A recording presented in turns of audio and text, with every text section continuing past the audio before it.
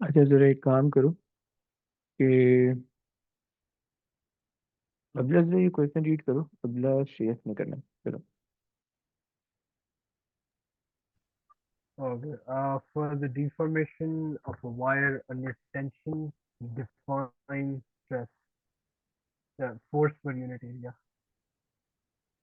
हम्म। तो ओके, आप कह रहे हो force per unit area. Okay आगे चलो। Strain है the ratio of the extension over the original.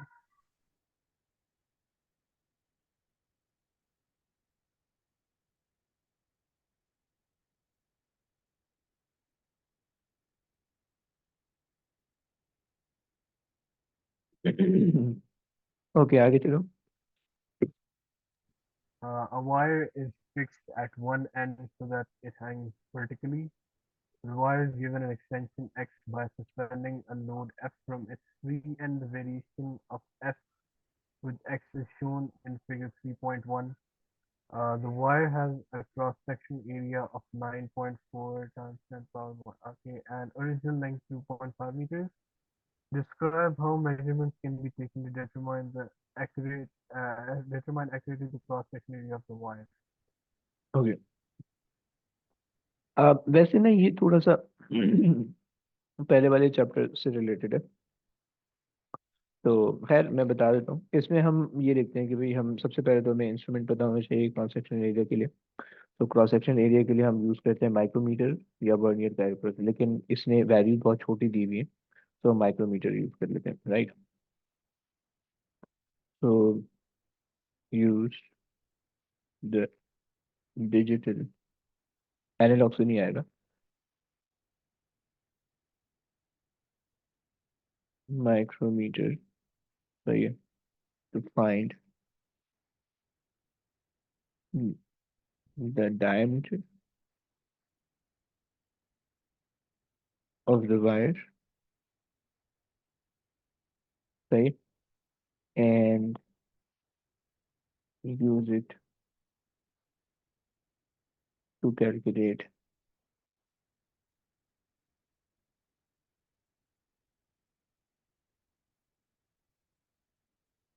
the area, right. अच्छा जी, उसने बोला है कि रिमाइंड एक्यूरेटली, कि कितना एक्यूरेटली तुम मेजर कर सकते हो। तो एक्यूरेटली, ये एक्यूरेसी को इंक्रीज करने के लिए हम क्या करते हैं, अपनी मेजरमेंट को रिपीट करते हैं डिफरेंट पॉइंट से, डिफरेंट, जैसे अगर आपके पास सर्किल है, तो आप यहाँ से वो कर लो मेजरमेंट, यहाँ से कर लो मेजरमेंट, यहाँ से कर लो, यहाँ से कर लो, 5-6 जगह से कर लोगे तो आप मेजरमेंट एक्यूरेट हो जाएगी, सही है। Repeat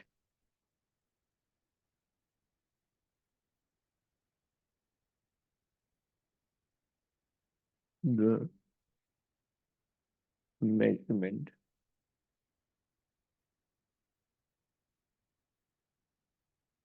of the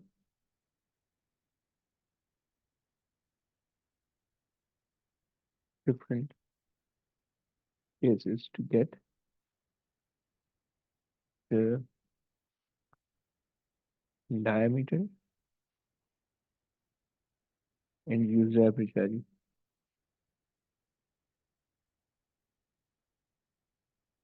Value, okay, आगे आ जाओ। Yes, Determine the Young modulus of the material of the wire. okay, formula क्या लिखा? Uh, E is equal to uh, S, नहीं, uh, strain upon, नहीं, stress stress upon, upon strain. Okay. तो उसको expand करके आप लिख सकते हो force upon area, F L upon A, सही। और ज्यादातर ये फॉर्मूला यूज हो रहा होगा, सही है। अब देखो, उसने हमें क्रॉस सेक्शनल एरिया तो दे रखा है, उसने हमें ओरिजिनल लेंथ भी दे रखी है, सही। और फोर्स और एक्सटेंशन के लिए उसने हमें ग्राफ बना के दिया हुआ है, सही है। तो हम इस ग्राफ को ग्रेडियंट निकाल लेते हैं, और ग्रेडियंट निकाल के जो है ना, उससे हमारे पास आ जाएगा फोर्स ओवर एक्सटेंशन की पूरी चीज। So I am taking this point and ये वाला पॉइंट, सही है। सो ग्रेडियंट मेरे पास बराबर है एफ अपॉन एक्स के, राइट। फोर्स का मेरे पास चेंज आ रहा है 0 से 4 न्यूटन तक इंक्रीज हो रही है, सही है। और एक्सटेंशन मेरे पास हो रही है 0.8 मिलीमीटर की। सो एक्सपोनेंट -3, देखो वो नीचपन करते रहते हैं, तो इसको प्लीज ध्यान से करना। सो जरा निकाल दो कित क्या वैल्यू आ रही है F4x। 4 1 4, 4 2 0.5, 500 तो नहीं आ रही? सर 5000 आ रही है। 5000 पक्का?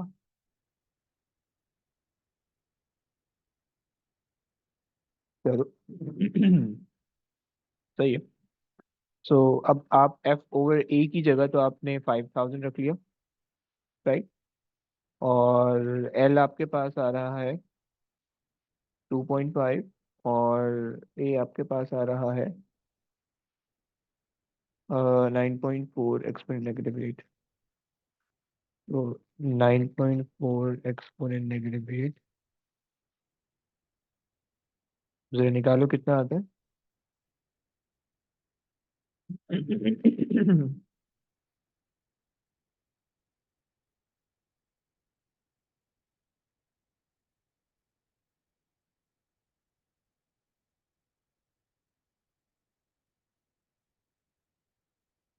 सर ये आ रहा है 1.33 times 10 to the power of 11। Okay, 1.33, 1.3 ले लेते हैं बस, एक्सपोनेंट 11, सही है। तो सही लग रहा है मेरे को। ओके, ज्यादातर ये ना यंग मॉडल्स बड़े बड़े वैल्यूज के आते हैं। ओके, आगे चलो please. Use figure 3.1 to calculate the increase in the energy stored in the wire when the load is increased from 2 newtons to 4 newtons। तो इसने 2 से 4 का ये बोला हुआ क्या है। बोलो बोलो। 2 से 4 के दरमियान का एरिया इसमें। अच्छा, उसने फोर्स 2 से 4 की बोली है, राइट। 2 से 4, यस। तो बेसिकली हमारे पास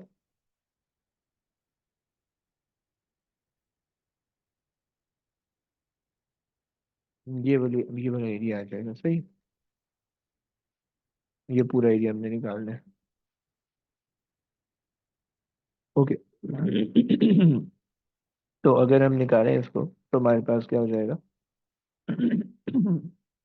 अच्छा, अब यहाँ पे जब इंक्रीज इन एनर्जी निकाल रहे हो ना, तो आप लिख दो कि area is equals to energy store, सही है। तो एएस के क्वेश्चन में ना ये लिख दिया करो, सही है, काम आती है चीजें। तो 1/2 आपके पास क्या है, 0.4। अच्छा, तो आपके पास 2 से 4 तक की हाइट है, दो पैरेलल साइड है। तो ट्रेपीजियम को फॉर्मूला लगाओगे तो एक 2 है, एक 4 है, और जो बीच का डिस्टेंस है वो 4 मिलीमीटर है। ओके, सो 2 + 4, राइट, और 0.4 एक्सपोनेंट -3। जरा करो कितना आता है।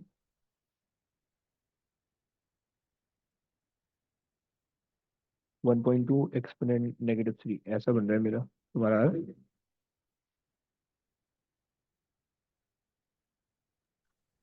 Sir 1.2 times 10 power - 6। Okay, perfect, आगे आ जाओ। The wire in B is replaced by a new wire of the same material. The new wire has twice the length and twice the diameter of the old wire. The new wire also bears Hooke's law on figure 3.1. Sketch the variation with extension x of the load f for the new wire from x0 to x0.80 mm. Okay, so तुमसे कहा कि same material की बनी हुई है, सही है। Same material का मतलब है कि तुम्हारे पास यंग मॉडल सेम होने वाला है, राइट। लेकिन तुम्हारे पास वो जो ग्राफ बनाया हुआ है वो फोर्स एक्सटेंशन का ग्राफ है, तो उसका ग्रेडियंट तुम्हारे पास वो बता रहा है स्प्रिंग कांस्टेंट। तो इसका स्प्रिंग कांस्टेंट डिफरेंट आएगा, ऑल दो सेम मटेरियल है, राइट। तो यहाँ पे इन्होंने कहा twice the length and twice the diameter, right. तो उससे जो है ना, हमें पता है फॉर्मूला हमारे पास E = F L/E A, right. Graph बना हुआ है इसका, राइट, एफ ओवर ई का ग्राफ बना हुआ है। सही, तो हम क्या करते हैं, हम एफ ओवर ई की वैल्यू निकाल लेते हैं यहाँ से। सही, तो is equal to F over E, right. अच्छा जनाब, सो हम बेसिकली ना ग्रेडियंट निकालने लगे हैं। ग्रेडियंट निकाल के हम कंपेयर कर लेंगे कि हमारे पास जो पिछला वाला ग्रेडियंट था उससे कम आ रहा है, उससे ज़्यादा आ रहा है, राइट। सो यंग मॉडलेस हमारे पास सेम ही है, सो 1.3 एक्सपोनेंट 11 ले लेते हैं। सही, 1.3 एक्सपोनेंट 11, राइट। और एरिया हमारे पास है, अच्छा अब इसने कहा है कि the has twice the length and twice the diameter of the old wire. Okay, तो अगर आप डायमीटर और एरिया का रिलेशन देखो, तो एरिया के पास होता है pi D square over four, right. मैंने स्क्वायर को एक्सपेंड कर दी, सही है। So 4a is equals to pi D square, so this is the relation, right. यानी अगर आप एरिया, अगर आप डायमीटर, यानी अगर पाई तो कांस्टेंट है, सो यानी 4 times of area is directly proportional to diameter, इस तरह का रिलेशन है, राइट। अच्छा, अगर हमारे पास जो है डायमीटर ट्वाइस हो रहा है, तो डायमीटर ट्वाइस होने से हमारे पास जो एरिया हो जाएगा, वो एरिया हमारे पास होगा 4 टाइम का होना चाहिए।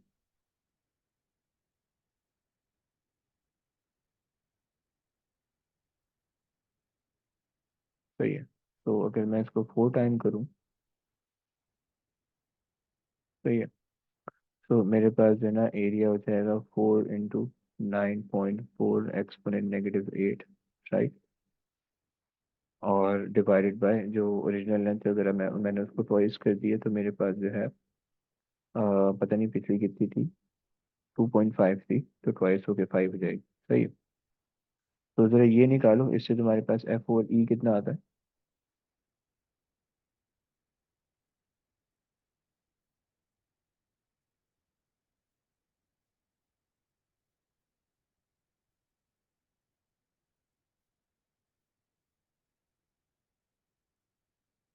Yes, how much? 9776. 9776।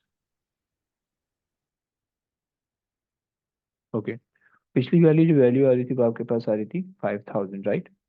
तो अभी की जो वैल्यू आ रही है वो 9000 आ रही है, यानी ग्रेडियंट जो है वो ज़्यादा बड़ा होना चाहिए। सही, तो ग्रेडियंट जो है वो इससे अबव होना चाहिए, राइट। सो ये हमारे पास जो है इस तरह से हमारे पास ग्राफ बन जाएगा। अच्छा, और अगर जो है हम डबल करें, तो एग्जैक्टली जो है ना हमारे पास ये डबल हो जाएगा, ये इधर आ जाएगी। सही है, स्ट्रेट लाइन हो जाएगी, और ये पास हो जाएगी बिल्कुल मैक्सिमम पॉइंट से। सही है, क्योंकि हमने पिछली वाली वैल्यू का एग्जैक्टली डबल कर दिया हुआ है, तो ये चक्कर है। अगर आप ग्रेडियंट देखो, तो ग्रेडियंट भी अप्रॉक्सीमेटली डबल ही आ रहा है। सही है, तो ये हमारे पास हो गया। ओके, चलो ये निमट गया। आ गया जो भाई, ये हो गया सही। और अच्छा, ये बहुत फालतू सा क्वेश्चन है, तुम लोग खुद भी कर सकते हो। ओके, आ जाओ, ये करते हैं। जरा क्या नाम है आपका, काबिल से ये देखना please. A string is supported so that it hangs vertically as shown in figure 4.1.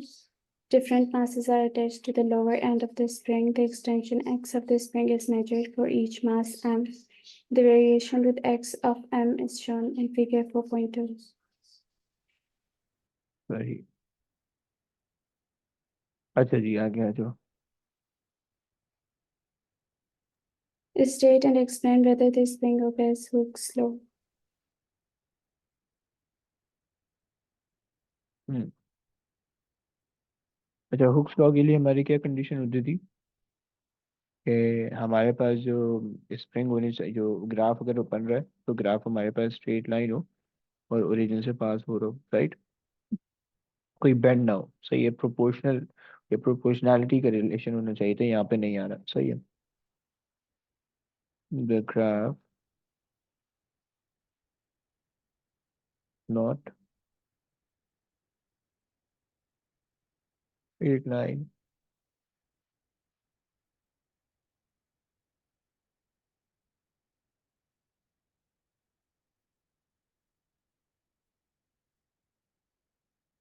passing through the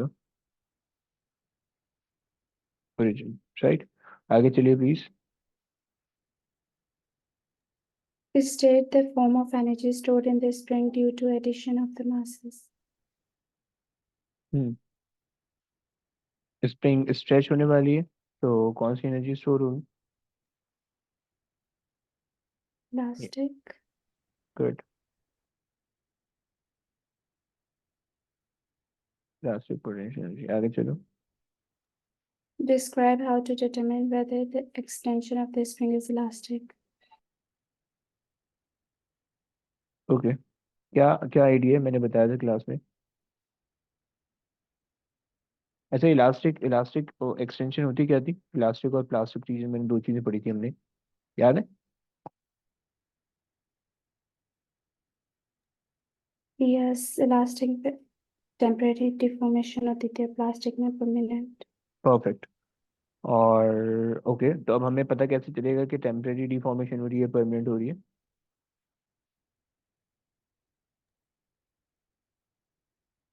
हम बेसिकली ना वेट को रिमूव करके देखते हैं, सही है? Remove removing the mass and measure the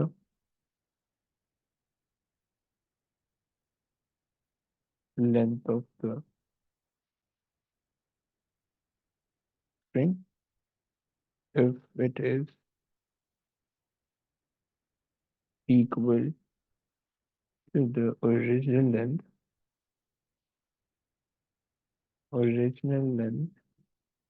then um, um, it deform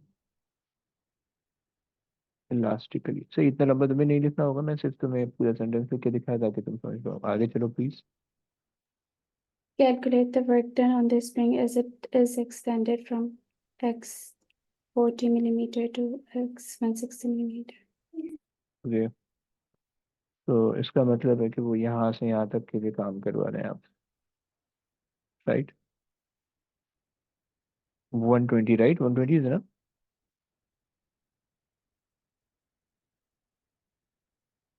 मैं विश्व, अच्छा 160 था।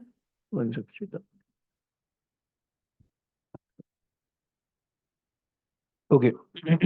अब सबसे पहले तो मसला ये है कि आपको ग्राफ इन्होंने दिया हुआ है मास का और एक्सटेंशन का, राइट? और वो आपसे बोल रहे हैं कि एनर्जी निकाल दो। सो अगर हम जो है हम इसका अगर एरिया अंडर द ग्राफ निकालें, तो हमारे पास आएगा मास मल्टीप्लाई बाय एक्सटेंशन और 1/2। अगर हम मल्टीप्लाई करें 9.81 से, तो हमारे पास जो मास होगा वो वेट बन जाएगा, और वेट मल्टीप्लाई बाय जो एक्सटेंशन होती है वो हमारे पास फोर्स बन जाएगी, सही? सो उससे हम जो है ना उससे निकाल पाएंगे, सही? सो अगर हम ले लें यहाँ पे,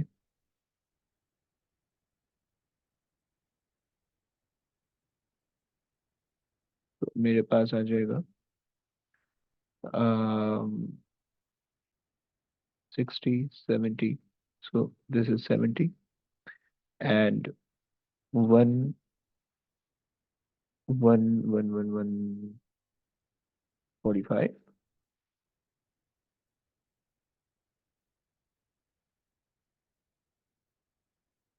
10 23 40 45, यस, सही है। सो 145 -70, राइट?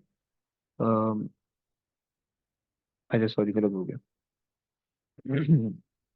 चल, पहले तो ये लिख लेते हैं कि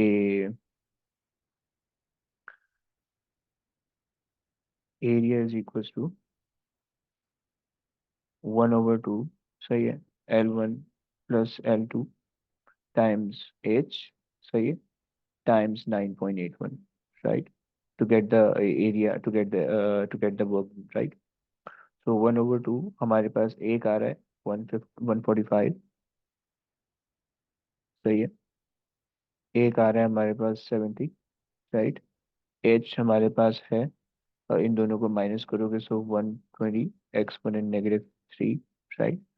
और 9.81 जरा निकाल दोगे please.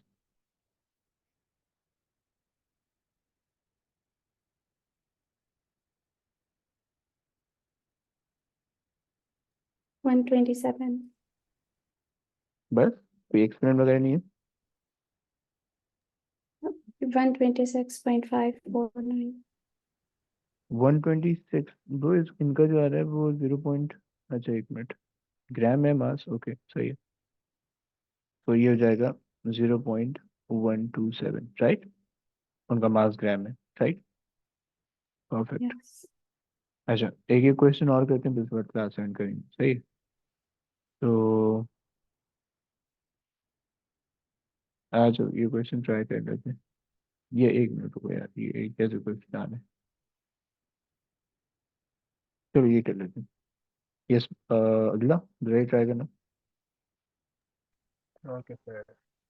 State the principle of conservation of momentum. So, hmm. in an isolated system, the momentum before the collision is equal to the momentum after the collision. ओए होए, रट्टा लगा के बैठा हुआ है भाई। सिस्टम, सही है। सो टोटल, ये बस मैं ऐसे ही लिख रहा हूँ, summation of all the momentum before the collision must be equal to summation of all the momentum after the collision, fine। आगे चलो please. Two blocks A and B are on a horizontal frictionless surface. The blocks are joined together by spring as shown. अच्छा. Block A has a mass of 4 kilograms and block B has a mass of 6 kilograms. Variation of the F with the extension of the spring is shown. Okay. तो जनाब, So the two blocks are held apart so that the spring has an extension of 8 centimeters. Show that the elastic potential of the spring at an extension of 8 centimeters is 0.48 joules. at 8 centimeter, okay। 8 centimetre तक area ही ढूंढना है और वो unit conversion के हिसाब में centimetre to metre कर दिया। परफेक्ट। अच्छा, और ये हो जाएगा हमारे पास 1 2 3 4, सो 12। अच्छा, सेंटीमीटर और न्यूटन, सही है। तो आप लिख दो कि आपके पास जो है area is equal to elastic potential energy. देखो याद रखना प्लीज, एएस का पेपर कर रहे हो, ए2 का पेपर कर रहे हो, तो अगर ग्राफ यूज करो तो ग्राफ का ग्रेडियंट एरिया जो भी चीज बताएगा पहले लाइन में वो लिखोगे तुम, right. Most of the time वो नंबर दे रहा होता है, कभी कभार वो नहीं देता, तो इसलिए फॉर द सेफ साइड हमेशा अपनी आदत बना लो, जब भी ग्राफ की कोई चीज यूज कर रहे हो तो तुमने वो करना है, फिर उसको हाईलाइट करना है कि वो किस चीज से आ रहा है, राइट। तो हमारे पास जो है 1/2 इंटू बेस एरिया हमारे पास आ रहा है इसका, अच्छा ओके, सो 8 एक्सपोनेंट -2, राइट। और इनका इसका जो हाइट आ रही है वो हमारे पास आ रही है 12, राइट। तो थोड़ी, ये हो जाएगा 1 6 और 6 4 48, तो 0.48, ओके आगे चलो प्लीज।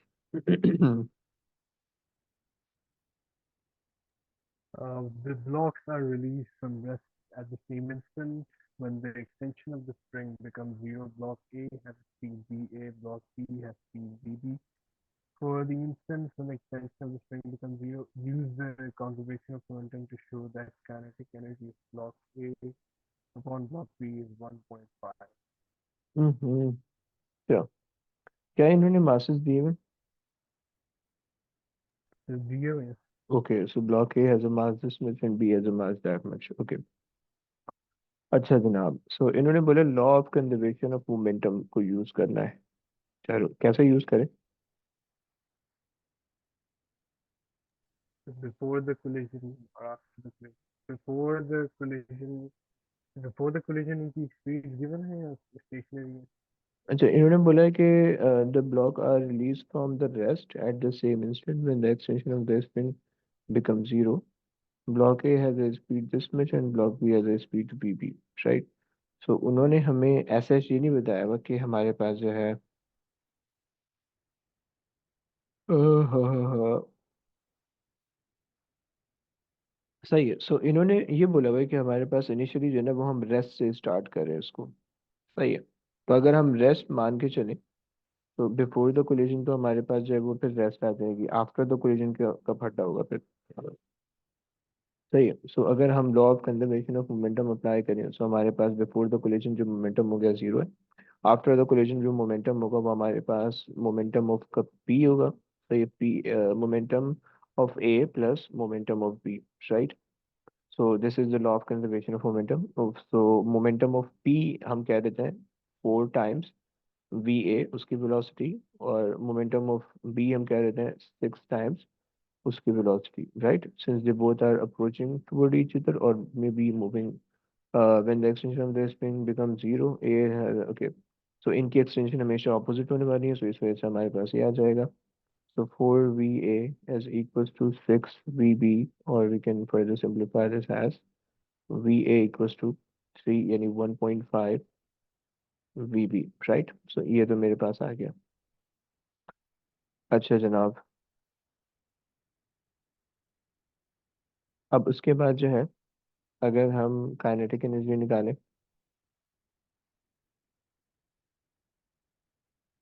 वेलोसिटी का हमारे पास रिलेशन आ चुका है, और kinetic energy of A over kinetic energy of B is equals to. तो काइनेटिक एनर्जी ऑफ ए के लिए हमने कहा हाफ, और ए का मास है 4, और ए की जो स्पीड है वो हम ले रहे हैं वी ए का स्क्वायर, राइट. और काइनेटिक एनर्जी ऑफ बी के लिए हम ले लेते हैं 6, और बी की जो स्पीड है वो हमारे पास वी बी आ गई है. सही है. का square, right. Now we can also replace V A with the equation that we calculated 1.5 bb, right. तो वी ए की जगह मैंने इसकी वैल्यू सब्स्टिट्यूट कर दी, राइट. अच्छा, अब अगर मैं इसको सॉल्व करूँ तो मेरे पास ये तो कैंसिल आउट हो जाएगा. मेरे पास यहाँ बचेगा 2/3, यानी 2 ज़ा और 3 ज़ा, राइट. और ऊपर मेरे पास हो जाएगा 9/4, सही है, वी बी का square divided by V B का स्क्वायर, राइट. तो वी बी से वी बी कैंसिल हो गया. अच्छा, 1.5 को जब तुम स्क्वायर करोगे तो 9/4 आता है, विच इज 2.55, 2.25, सही है. तो ये आ जाएगा. तो अगर मैं इसको फर्दर सिंप्लीफाई करूँ तो 2 1 ज़ा 2, 2 2 ज़ा 4, राइट, 3 1 ज़ा 3, 3 3 ज़ा 9, तो 3/2 is 1.5, right. So this over this is equal to 1.5, right. समझ में आया बच्चों, समझ में आया बताओ. Yes, जी sir. सर. भाई थोड़ी सी अजीब सी मैथ लग रही है, लेकिन ये आंसर नहीं है. बस ये मत सोचना कि ये आंसर है वरना गलत हो जाएगा. ऑल दो आंसर जैसा लग रहा है, लेकिन खैर. ओके, आगे चलो please. Use the information in B1 and B2 to determine the kinetic energy of block A. It may be assumed that the spring has negligible kinetic energy and that air resistance is negligible. Okay. तो B part A, हमने elastic potential energy निकाली है.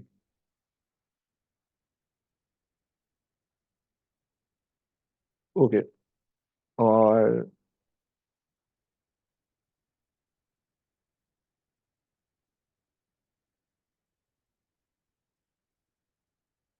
क्या. अच्छा, इसके लिए मुझे ना फिर ऐसी चीज सूझ रही है एक, कि एक तो हमने पिछले वाले पार्ट में इक्वेशन ड्राइव की, सही है, कि kinetic energy of A divided by kinetic energy of B, right, is equals to 1.5. एक तो ये चीज हमने ड्राइव की, उसने कहा है कि ये वाला पार्ट तो नहीं यूज करना, सही. पिछले वाले पार्ट में हमने कहा कि इलास्टिक पोटेंशियल एनर्जी आई 0.48 की, राइट। और हमें ये बात पता है कि जब हम स्प्रिंग को रिलीज करेंगे तो वो सारी की सारी इलास्टिक पोटेंशियल एनर्जी कन्वर्ट हो जाएगी काइनेटिक एनर्जी ऑफ ए में plus kinetic energy of B में, राइट। तो इलास्टिक पोटेंशियल एनर्जी ये वाली इसमें भी जाएगी और ये वाली इसमें भी जाएगी, राइट। तो अगर मैं पहली वाली इक्वेशन को यूज करूं और kinetic energy of A is equals to 1.5 times the kinetic energy of B, right.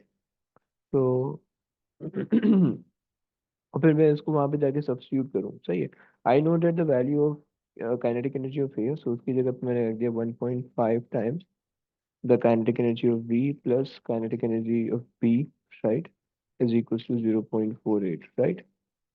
अच्छा, so sorry, we are interested in kinetic energy of A ना, सो हम ए को सब्जेक्ट बनाते हैं रादर देन बी, सही है। सो हम ये कर लेते हैं कि यहाँ पे ना 1.5 डिवाइड में आ जाएगा, सही है, और काइनेटिक एनर्जी ऑफ बी आ जाएगा, सही है। Okay, so kinetic energy of B की जगह पे हम ये रख देते हैं kinetic energy of A divided by 1.5, right. और ये काइनेटिक एनर्जी ऑफ ए आ जाएगी, सही। जरा एलसीएम लेके सॉल्व करो, बताओ कितना बनता है। मैं अपना सॉल्व करूँ, तुम लोग जरा मुझे बताओ कितना बनता है ये 1 के ई ए है, सही है। ये हो जाएगा 2 के ई ए ओवर 3, राइट। यहाँ पे 3 मल्टीप्लाई करो, यहाँ पे 3 मल्टीप्लाई करो, 5 हो जाएगा, 5 K E A, right, over 3 is equal to 0.48, so 0.48 into 3 divided by 5, सही। सो 150 और 6, 146, 144 और डिवाइडेड बाय 5, सही। सो 529 सा 28 सा और 0.8, सही। सो 0.2808 इससे ज़्यादा। सर 0.288 आ रहा है। पॉइंट, ओए यार क्या परफेक्ट निकाला है, सही। 0.2808 है, ये 8 है, मेरा ये आ रहा है। सर 0.288। अच्छा 8 8 है, ओके ओके, चलो दो डेढ़ सही निकाल दी। ओके परफेक्ट, आगे आ जाओ। The blocks are released at time t is equal to 0. On figure 2.3, sketch a graph to show how the momentum of block A varies with time until the extension of the spring becomes 0. हम्म, क्या करना चाहिए इसके लिए। तो एक straight line बनेगी।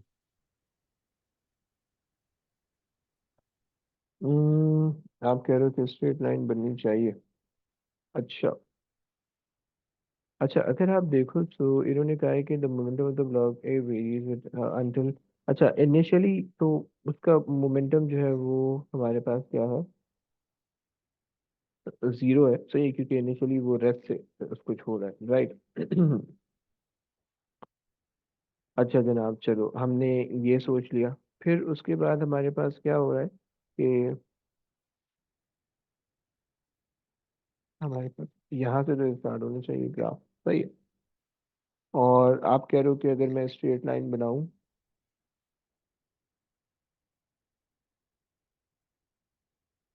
ऐसे straight line में इसलिए नहीं बना सकता क्योंकि मेरे पास एनर्जी कन्वर्जन हो रही होगी, सो काइनेटिक एनर्जी जो है वो इलास्टिक पोटेंशियल एनर्जी के अंदर कन्वर्ट, यानी इलास्टिक पोटेंशियल एनर्जी काइनेटिक के अंदर कन्वर्ट हो रही होगी, राइट। जैसे जैसे वो करीब आ रहे हैं, और इसने हमें ग्राफ बनाने का कहा है। इसका ऐसे graph show the variable momentum of A varies with time T, the extension of the spring become 0। तो सारी की सारी एनर्जी जो है वो काइनेटिक में कन्वर्ट हो जाएगी, सो उसका मोमेंटम मैक्सिमम होना चाहिए।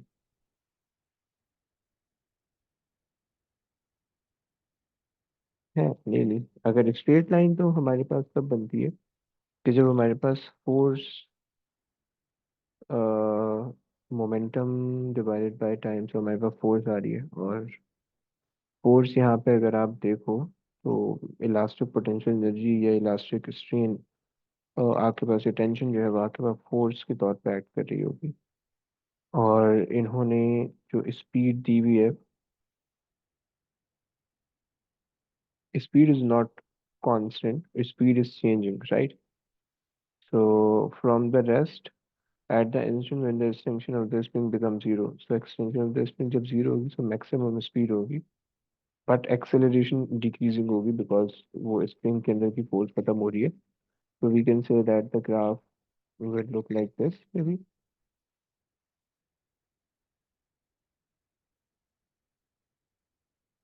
अच्छा, तो इसमें मैं बातें लिख देता हूँ जो मुझे समझ में आनी, ताकि तुम्हें भी समझ में आ जाए. So initially from the rest, right? तो फ्रॉम द रेस्ट है, इस वजह से ग्राफ इस तरह से स्टार्ट हो रहा है, राइट. अच्छा जनाब, यहाँ फाइनली जो है क्या हो रहा है कि जो स्प्रिंग जो है वो बिल्कुल अनस्ट्रेच हो गई है, और फिर उसके बाद जो है ना, फ्री मोशन की वजह से इनका मोमेंटम कांस्टेंट हो गया, सही है. यहाँ पे कह देते हैं कि भाई tension in the spring become zero, सही है. तो object move with constant velocity, सही है. ये हो गया. और यहाँ पे हमारे पास क्या है कि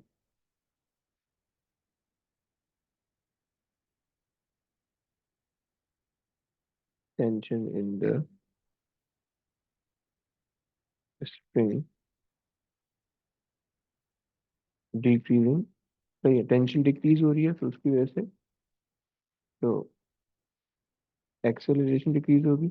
और मोमेंटम टाइम ग्राफ है, यानी वेलोसिटी टाइम ग्राफ है, उसका ग्रेडियंट तुम्हें या बस सही है, मोमेंटम टाइम ग्राफ है ना, तो उसका ग्रेडियंट तुम्हें फोर्स बताएगा, तो tension in the spring decrease हो रही है, तो ग्रेडियंट इस वजह से डिक्रीज होगा, सही है. तो डिक्रीजिंग ग्रेडियंट, सही है. सो ये तीन चीजें मुझे समझ में आ रही थी, वो मैंने बता दी तुम्हें, सही है. तो चलो बस करते हैं, बाकी नहीं करते, बहुत लंबी हो रही है. तो खैर, तो अब हमने जो है ये कुछ क्वेश्चन कर लिए. इसके क्वेश्चन P2 के कंपैरेटिवली आसान आते हैं, लेकिन थोड़े से लेंदी शायद तुम्हें लगे, लेकिन आसान से होते हैं. और P1 के जो है ना, इसके थोड़े मुश्किल होते हैं, सही है. सो पहले इसके P2 ट्राई करना, मैं ग्रुप पे भेज देता हूँ. इसके P2 अटेम्प्ट करना, और फिर उसके बाद जो है P1 भी मैं भेज दूँ, P1 को भी ट्राई कर लेना, सही है.